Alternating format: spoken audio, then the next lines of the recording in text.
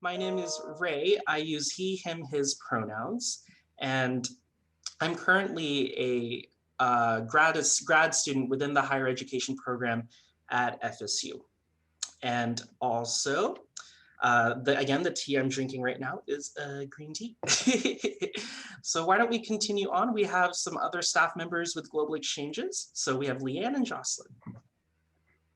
Good afternoon, everyone. I'm Leanne Bauer, Program Director for Global Exchanges at the Center for Global Engagement. Really happy to see you all and hear from our panelists, some really awesome students and their experiences. And I am drinking some chai tea, one of my favorites. And I'll turn it over to my colleague, Jocelyn. Hello, everybody. I'm Jocelyn Vaughn, and my tea of choice today is a delicious vanilla tea. So the problem with that is then you feel like you have to have a snack with it. And so I also have cookies. So anyway, that's not really relevant. However, I do work with the Global Exchanges team. I'm a little outside of the main scope of what they do, but my job is to make sure that our partnerships are renewed and that we have plenty of programs to send students on. And then Leanne and Ray take over, and then they do all the back and forth with our current partners and our students to get you guys overseas.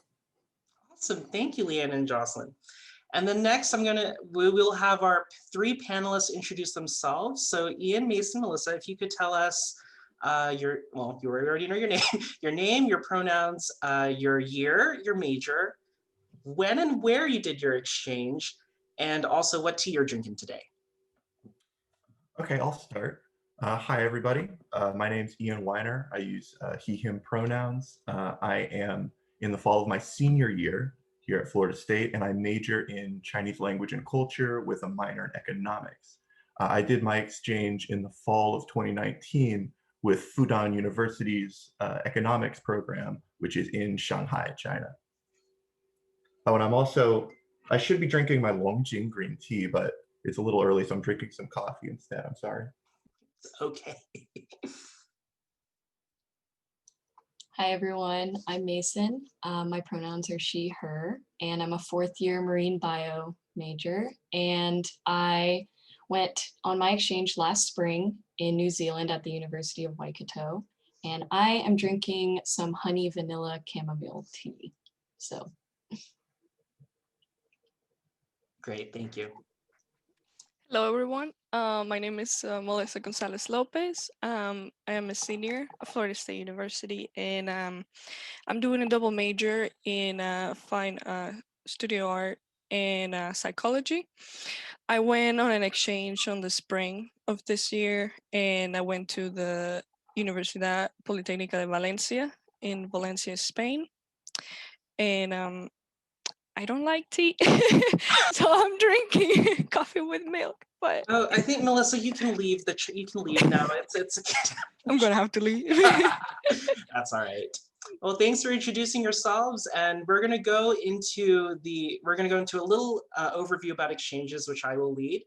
But first, I'd like to talk a little bit about sort of the community guidelines and some rules about today. So just to let all of you know, you are muted, and you will not be able to unmute yourselves until the last 10 minutes, the Q&A portion, where you can unmute yourselves. And I will explain more about that process, but generally you'll raise your hand and we'll unmute you so you can ask our panelists your question. Also, just keep in mind that we are recording this event, but don't worry, there will be no identifying information on the recording, such as your names and your image. And feel free to use the chat to speak to the community at large, but also please review the community guidelines that we posted in the chat before you do. So anyways, I will continue on and share my screen. You'd think I'd be a lot better at doing this by now. Okay, there we go. Full screen. So anyways, thank you. I think a lot of people in this chat are familiar with Global Exchanges, maybe have met with me, Leanne, or have emailed with us. So you probably know a bit about exchanges, but this is really for those in the room who are not really familiar with exchanges and what we do. So you're probably wondering, what is an exchange? In essence, it's a partnership with an international university abroad. And we send students to study at those universities. And in turn, those universities send students to study here at FSU. Students are able to study for one semester, fall, spring, or full academic year. We also have a handful of summer programs abroad as well. And then this is just a short list of, this is the main list of schools that we have abroad. There are over 45 partner universities, and some examples include Griffith University in Queensland, Australia, the University of Sussex in Brighton, UK, and Waseda University in Tokyo, Japan. Furthermore, many of the partner universities have specific agreements with FSU's colleges of business, social work, and many others. And as you can see, these are just some of the examples of universities you can attend as an FSU student. There are also a multitude of benefits in participating on an exchange program. For example, a wide variety of majors can take advantage of these study abroad opportunities, and students have the chance to explore their host countries and cultures, providing a truly immersive experience. This is great if you're interested in working with people from around the world and learning new languages and intercultural skills. But then also keep in mind that all the classes that you take at these universities can be transferred to FSU and turned into FSU credit. This in turn allows you to complete certain academic requirements for your major, your minor, liberal studies, and also the required formative experience or scholarship and practice credit. In thinking about whether an exchange is right for you, I urge students to think about the independence aspect of an exchange. So while on their exchange, students have a great deal of freedom to explore and cater the experience to both their academic, budgetary needs. You're not only choosing your classes, but also the activities that you do before and after those classes. This can mean engaging with student life on campus and exploring your host city and culture. Lastly, and not a small thing, let's talk about finances. A lot of students have questions about how much is this going to cost? And the good news is exchanges can be quite an economic way to go as you are paying FSU tuition and fees. So tuition-wise, you can imagine as if you're staying at FSU in Tallahassee for that semester. Additionally, you can use financial aid and any scholarships awarded to you, including Bright Futures and Florida Prepaid. Also, there are no additional application fees. It's free to apply. However, still an exchange program can be an educational investment, and students should budget for additional costs such as your flights, international health insurance, student visas, and daily living costs. And keep in mind that students also can elect to live on campus at their host universities, though living off campus can also be an option depending on where you go. And don't worry, partner universities will help you arrange those accommodations after you are accepted. So really the next steps, well, you're already here. So you're already doing a great step in educating yourself about an exchange and getting the student perspective right now. But if you find yourself even more interested in doing an exchange, please don't hesitate to email me, respnol@fsu.edu to get more information. Also, feel free to go to our website and look at our exchange opportunities. And there will be a link, there is a link right now on that website where you can set up a virtual appointment to discuss the application process and any other questions you have about the exchange. All righty. So now that you're done listening to me talk about exchanges, you get to hear actual students, your peers, talk about their experiences. So the way this is going to work is I will moderate, I will ask the questions, and then the panelists will answer in turn. Okay, let's get started. So my first question for all of you is, how did you decide on which country or university to go to? Should I go ahead and talk about it first? Okay, so for me, language proficiency was the most important thing for me in deciding where I wanted to go. I study Mandarin Chinese, and it was really important to me to get back to China, as I'd done a little summer abroad trip with the Chinese program before. And I could tell that being in that environment was huge for my language proficiency. So I really wanted to go back. So I wanted to go back to China, and I knew that I wanted to be somewhere Mandarin speaking. So that ruled out Hong Kong for me, since they usually speak Cantonese there. I'd already spent a lot of time in the north of China, around living in Tianjin, around Beijing. I wanted to try something new. And I'd heard about Fudan University before in Shanghai. I thought Shanghai was a really interesting sounding city. It's got a very cool history of multiculturalism. It's got a cool cosmopolitan like aura to it. So I really wanted to go explore that and see what it would be like to live there. And that's basically how I decided on it.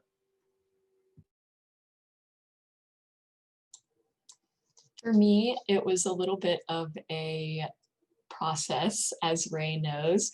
I originally wanted to go to Australia because as a marine bio major, I wanted to go someplace where it was like close to the water and was like focused on marine things and I could take those kind of classes.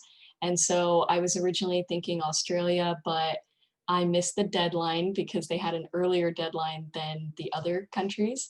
And so I went to go see Ray and I was like, I think I can't study abroad anymore. I think it's over for me. And he was like, but we have a program in New Zealand and the application is still available. And I was like, New Zealand, okay. I was like, well, it's close enough.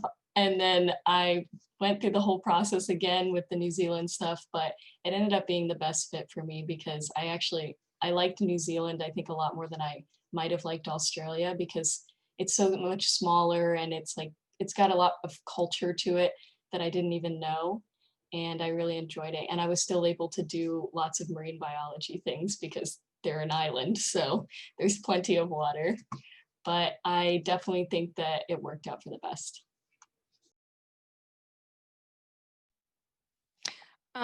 For me, I think the language component was very important. Like I wanted to go to a place that spoke like my same language because my native language is Spanish, so that I could get the most out of it in class and outside of class.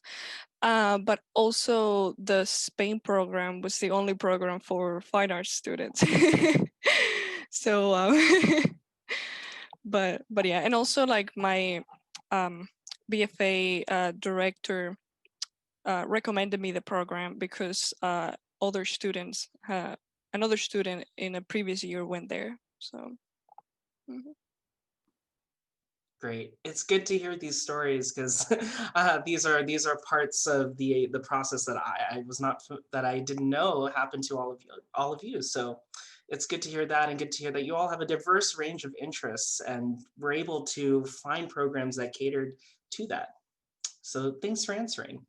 The next question I have is a pretty easy one. It's what is your fondest memory of your time on your exchange? And you may feel free to do two fondest memories if you'd like. Okay, I disagree. I don't think this is an easy question because, at least for me, the exchange was filled with tons of these smaller but really important memories and experiences for me. If I had to pick out one that's especially fond, I might pick out a night where I went to a little like downtown small venue jazz club and got to enjoy some Shanghai jazz, which was really cool. And then I got to like meet and talk to one of the jazz players afterward, and it was a very different cultural experience. So I'd probably pick something like that. But in general, there's so many experiences of living in Shanghai and running into all different types of people from like Belarus or Madagascar or somewhere in Europe. And if they don't speak English, you speak Chinese with them. So using Chinese as a lingua franca for people from all over the world was so cool. And that made a bunch of really great experiences for me. I agree with Ian. This is a hard question. But I would say one highlight that pops into my mind is the day that New Zealand announced that we were done with lockdown because we had been in lockdown for nearly 8 weeks for COVID precautions.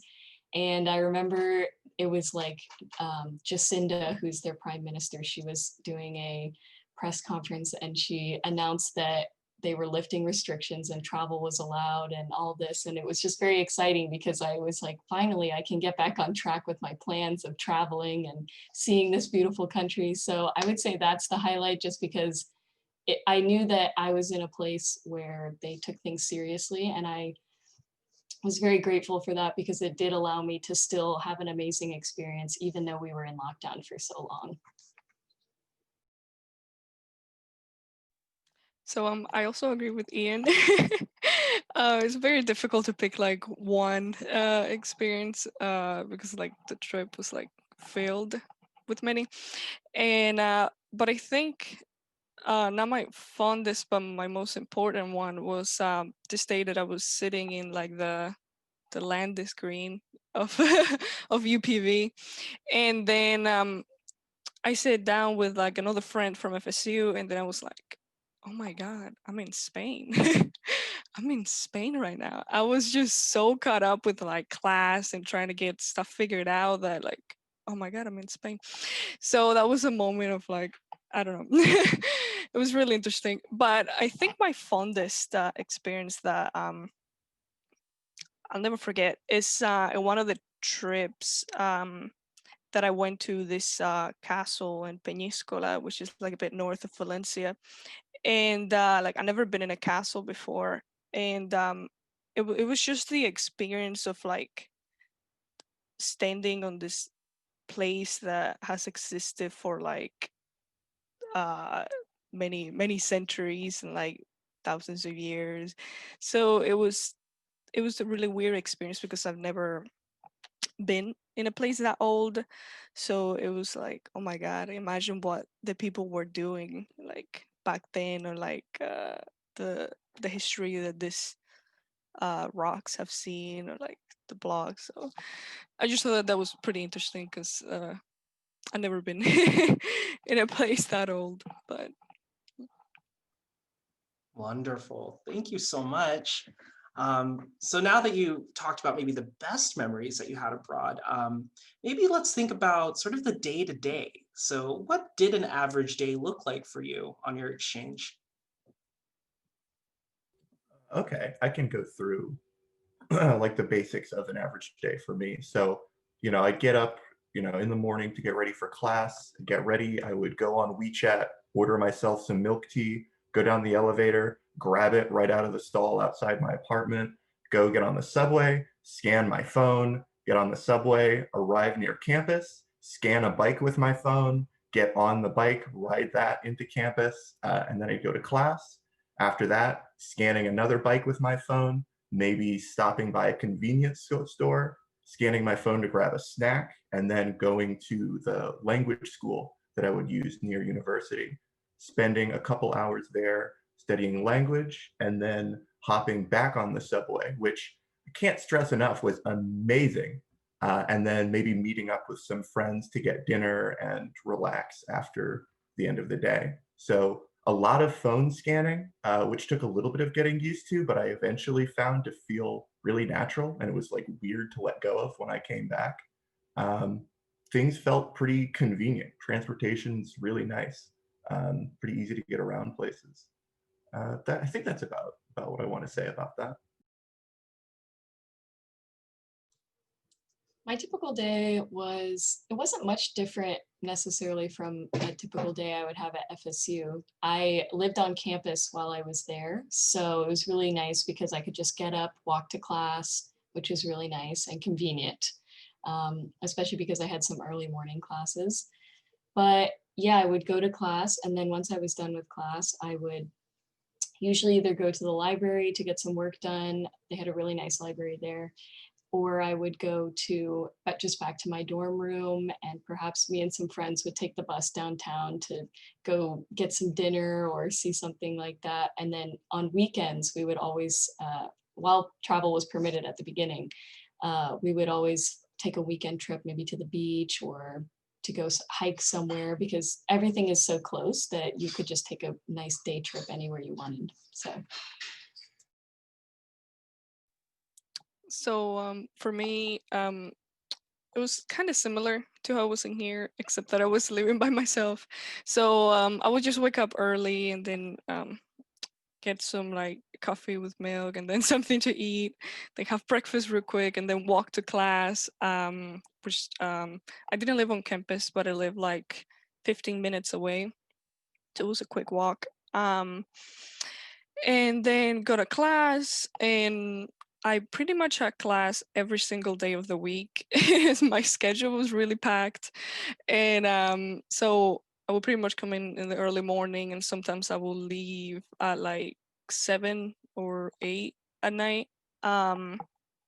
So by that time I will be pretty tired. So I would go home and then make dinner and then eat or like do homework or something like that. And on a weekend, on most weekends, I signed up for this company called Happy Erasmus, and they do trips to different cities and different places around Valencia. So that's how I filled up my weekends. Great, thanks for sharing. So that was sort of like what your average day was like, but how did you, budget for this exchange? And was it more or maybe less expensive than you imagined? So like you talked about earlier, I was able to use my Bright Futures and my Florida prepaid stuff to help me pay for the whole exchange. So that helped out a ton. The flight was definitely very expensive, and I was worried about rent because Shanghai's rent can definitely be pretty bad. I ended up finding a decent place that wasn't too expensive. But when it comes to a place like Shanghai, rent's definitely going to be your biggest concern. And then in contrast, stuff like public transportation and food, like the daily expenses, were relatively cheap. I was happy to discover that, I could ride from one side of the city all the way to the other on the subway for like 75 cents in American money. It was really cheap. So, rent and the actual flight and stuff definitely a concern, but food and living expenses weren't too bad. So it wasn't too hard to budget for it in total for me at least. Definitely paying FSU tuition and no additional fees on for like the actual exchange part was definitely really helpful. And I using all my scholarships and everything definitely allowed me a little more leeway when it came to actually doing things while I was there. In terms of flights, I actually was lucky because I have a lot of frequent flyer miles just from previous trips that I never used. So it normally would be like a very, very expensive flight because it takes about 2 days of traveling to get there. And it would be like close to like $2,000 for the flight. But I ended up only paying like $40 because of my frequent flyer miles. So that helped a ton. But as far as day-to-day things, food and whatnot, it's pretty similar to US prices for food and stuff. It can be a little more expensive depending on the restaurant, just because a lot of the things, because they're an island, they have to ship in, so they can raise the price a little bit. But for the most part, it's pretty equivalent. And then as far as like doing excursions and things like that, they're pretty equivalent to probably what you would think you would pay for some of the things I did. But I also lucked out because of COVID, they weren't allowing any travel in. So they were reducing their prices a lot to try and get Kiwis to, upkeep the economy, because a lot of their economy is based on tourism, but of course they couldn't have tourists. So they had very cheap prices for a lot of the traveling I did post-COVID, which was really nice. But I would just say to budget, just always budget more than you think, because once you get there, you're going to be like, oh, I want to do this thing that I didn't even know was here. And if you haven't budgeted for it or just budgeted extra money, you're just going to be like, man, I wish I could do that, but I didn't budget for it. So I just budgeted for way more than I thought I was going to do, and it ended up working out perfectly. So Yeah, for me, I noticed that most things in Spain were like cheaper than in the United States, when you even like account for like the currency exchange. Uh, but I definitely used my financial aid to pay for it because I didn't have a job at the moment, so I had to rely on that. And art supplies were cheaper than in here. Yeah, like Ian said, like traveling was one of the most expensive things. It was almost like $1,000 for the ticket, and that was pretty expensive. So that was the biggest expense of the trip. Uh, Food was relatively cheap, and like unhealthy food like chips or like soda were like a bit more expensive. So that was interesting. Um, but yeah, no, I think I think it was affordable. I mean, I tried to not make like to not buy excessively or like buy just the things I need. Um and things that are not expensive, like not buying the best. But also like even with that company that I was traveling around, the trips were like less than $25. And so things were relatively cheap compared to here. Awesome, thanks. So it sounds like a lot of you were living on campus or close to campus. So how did you make new friends? What was that process of like of getting to meet new people? Okay, so unlike Mason and Melissa, I was living a little bit far away from campus because my housing situation was strange and it got mixed up since the on-campus housing filled up before I was able to get in on it. So I had to find a place to live that ended up being farther away. But I still did make some friends through the classes that I had on campus. So that was one avenue through which I made some friends. And then another big one was I was living in the apartment I was living in was really interesting because it was a place where it had me, it had a Chinese woman, a Russian model, a British, I don't know what the British guy did, and then it had a German room. And the German room was this room where German exchange students would cycle through every 6 weeks or so. So every time a new German came to the German room, I would make friends with them and spend time hanging out with them. So I always had a German friend. And then the last one, which is maybe like I don't know, kind of embarrassing, but I went by myself. And so the first like couple weeks, I didn't know anybody there. And I was starting to get kind of desperate to have somebody to talk to. So I ended up using Bumble BFF. And I met a guy named Kevin who like became one of my best friends. We've been in constant contact since we first met on like my first week in Shanghai. We made a podcast together talking about Chinese history and stuff. So that's a weird avenue that I don't know if I want to recommend, but it worked out really great for me. And I'm really glad that I made that connection. So you meet people in strange places, and it's possible to make pretty cool friends through that. So yeah, that was my experience with it.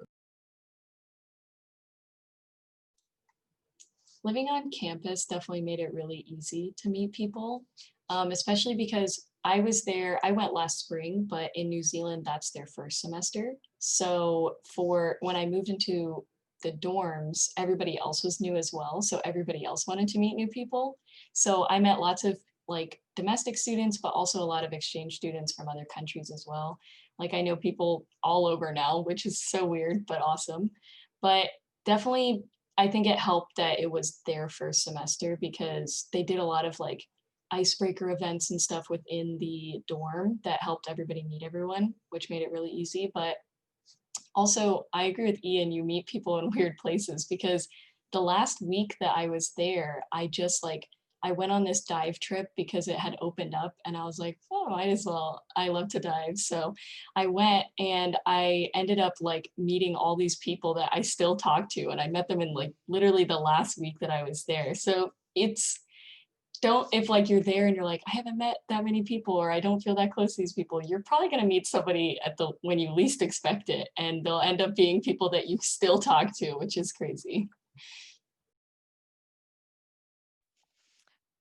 For me, so I was lucky enough that my student mentor, she was very helpful and very nice, and like we were texting each other through WhatsApp, like even since November, like 2 months before my exchange. And so she was very nice and she helped me. She explained how things work. She helped me find a place to live, like to rent.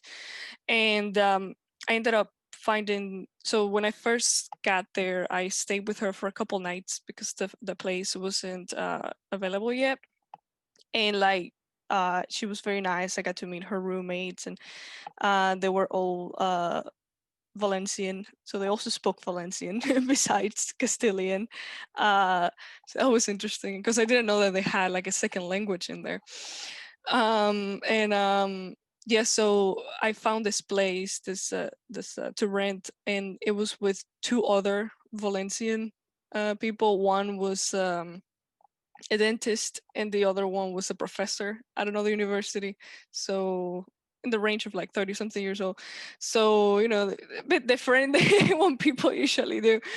But it was really interesting and they were really nice people. And so at school, you know, the first day I went with my student mentor and then she explained to me where things were and stuff like that. And then I just went to class and uh, something I didn't know is that they have in Europe they have this program called like Erasmus, where like students from Europe can travel to other European countries and study there. So those were pretty much like my first friends. In my mural painting class, we had like this group, and there was the one dude from like Australia, another one, a girl from Belgium, another girl from Scotland, another one from Belgium. I don't know if I mentioned it already. Another one from Austria. But yeah, so pretty much in like every class I had, there were like other international students, and they mostly did not speak Spanish, but pretty much all of them spoke English. So that was like our means of communication, this like third language.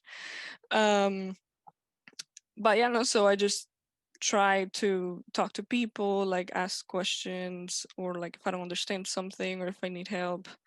Uh, but yeah, and people were pretty friendly. People were pretty friendly in Spain overall. Great. Oh, I love that you all made so many new friends over there. That warms my heart. Oh, I wish I made new friends. Just kidding. Okay, so we're getting towards sort of the last few questions that we got. Something that's really important, this is still, you know, you're still taking classes abroad. So of course, these are not FSU classes, even though they become FSU credit. But what was it like getting adjusted to this new education system? Like what, how different were the classes you took compared to those at FSU? So it was definitely an adjustment for me. I felt like with this experience with the Chinese education system, it felt far less structured than most American stuff does. It didn't feel like the courses were nearly as like planned out in terms of like having homework or quizzes or different, you know, criteria for coming up with a grade. A lot of classes were like, we have a midterm, we have a final, that's your grade. And so that took an adjustment, but at least in my experience, I felt like those classes, which were meant for foreign students, were not designed to be all that challenging. I was able to learn a ton, especially about the Chinese economy, which I was really excited about because, you know, it just kind of works out when you take economics classes in a country. They usually talk about their own economy the most. And so I was grateful for that. But in the end, I think I started to appreciate that system, but at first it was really like weird and scary for me because, you know, you didn't have like any kinds of like weekly homeworks to keep you, you know, going along with classes or something, which was very different from a lot of the FSU stuff, which sometimes in comparison, I think American education can be a little bit more handholdy. The Chinese ones, they didn't really care. They were just throwing you at it and testing you, and, you know, you had to deal with it. But it didn't seem that hard. Fudan had a rule where only the top like 25% of students were allowed to get an A. So I ended up getting a lot of B pluses. I was fine with that. Wasn't too bad. That was my experience with it.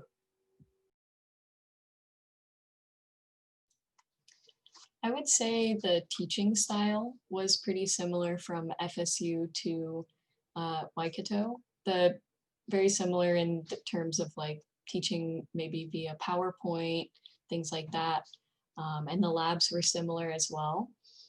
But one thing that took me some adjusting was being able to understand the accents when they talk really fast. That took some adjusting, but that was just overall, not even just the classes, just in general living there. It took me a couple weeks to really be able to understand, especially because they have a lot of slang words there that you hear them and there's no way to relate them to anything in our English. Like it really just, I had to have people break it down for me but the grading scale there it was easier than here.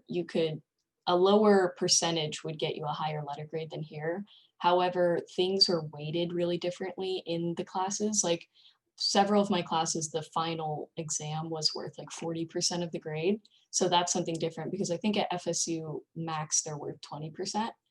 And a lot of my classes sometimes are only 10 or 15. But there, it's like kind of similar to what Ian said. It's like more like just a couple big grades rather than a bunch of little grades. So I think most of my classes, it was the final exam was the bulk of the grade, normally 40 to 50% of the grade. And then the rest of the grade was maybe 1 or 2 papers and a couple exams was the rest. So definitely like the weighting scale was kind of hard to adjust to because I'm not used to having something worth so much of my total grade, but the teaching style was very similar. Since I was taking like all of my classes were studio classes, things are like a bit different from like a lecture class, but they were pretty similar to here. You would have this assignment every couple weeks that will introduce a new project or a new technique, and then at the end of the class, at the end of the semester, you would do like this final project, which will include like some of the techniques that you learn in that class. Things were different because COVID and we couldn't really do studio art at home. So we were like, I was pretty impacted. I don't know. Things went a bit wrong after COVID because I was taking a mural painting class and an etching class and a ceramics class, and all of those require you to be there at school, using the facilities and working from home. Like, since the change was so drastic, they didn't really have time to accommodate. So they tried to do things online, but it kind of didn't work. I'm sure this semester they figure something out and it's better, but at that point it wasn't that. But going back to going back to the question, so since I spoke Spanish fluently, I got placed into the regular classes with other Spanish students, and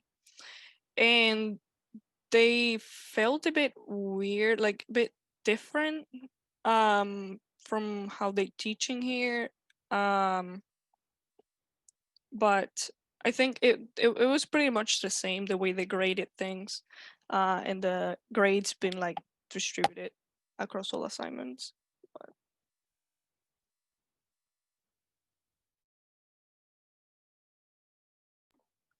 Awesome. Thank you so much for sharing. We've got 5 minutes left until the Q&A for the audience. So the last question I really just want to ask all of you before that is, what advice would you give to students considering going on an exchange?